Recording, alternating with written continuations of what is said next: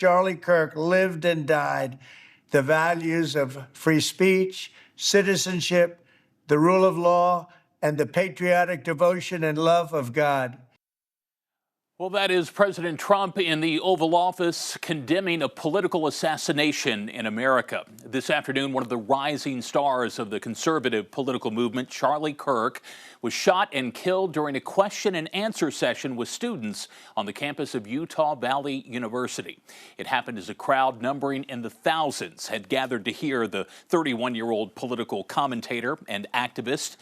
The event had just gotten underway when a single shot rang out. It struck Kirk in the neck. He was pronounced dead at a local hospital. Tonight, his killer remains on the loose. Charlie Kirk hosted a national radio show. His podcast was among the most downloaded in the world, and he had more than 5 million followers on X. He also had a wife and 2 young children. The reaction to his death tonight has been overwhelming. Channel 7's Tyree White joins us now with more on that. Tyree. Yeah, Chris, Charlie Kirk was the founder of nonprofit organization Turning Point USA, a group that advocates for conservative views on high school, college, and university campuses.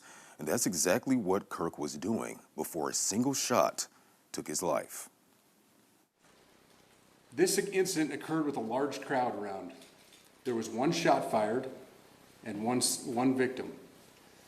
While the suspect is at large, we believe this was a targeted attack towards one individual. As the search for Charlie Kirk's killer goes on, the support of Arkansas state leaders wasn't hard to find. Governor Sarah Huckabee Sanders reacted to Kirk's death on the social media platform X, saying, "America witnessed a cowardly act of evil today. To Charlie and his family, well done, good and faithful servant. America is better because of you." A host of other state representatives also shared their thoughts. Senator Tom Cotton said on X as well, "The news of Charlie Kirk's tragic murder is heartbreaking. Please pray for his family."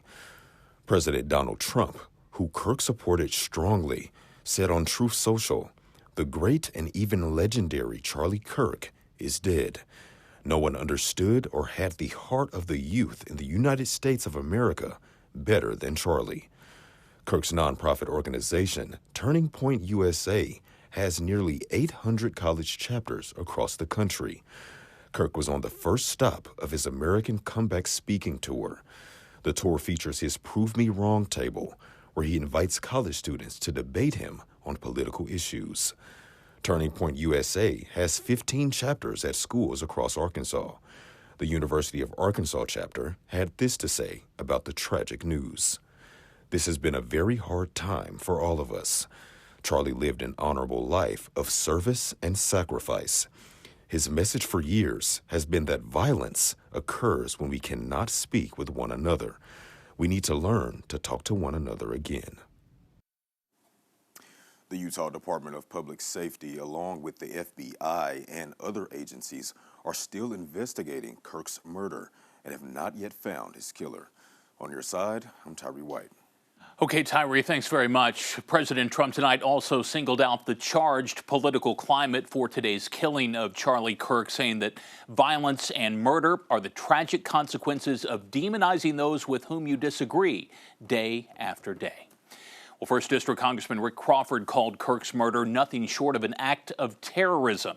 Our nation is at a turning point, a critical vector, and it's time to decide what we want the United States to stand for going forward.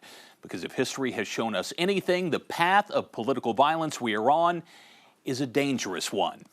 Arkansas Attorney General Tim Griffin saying the senseless and evil assassination of Charlie Kirk casts a sad and painful shadow over America tonight, a country where concepts and perspectives can be challenged without blood being shed. We must all recommit ourselves to the fundamental principle of peaceful debate in a civil society.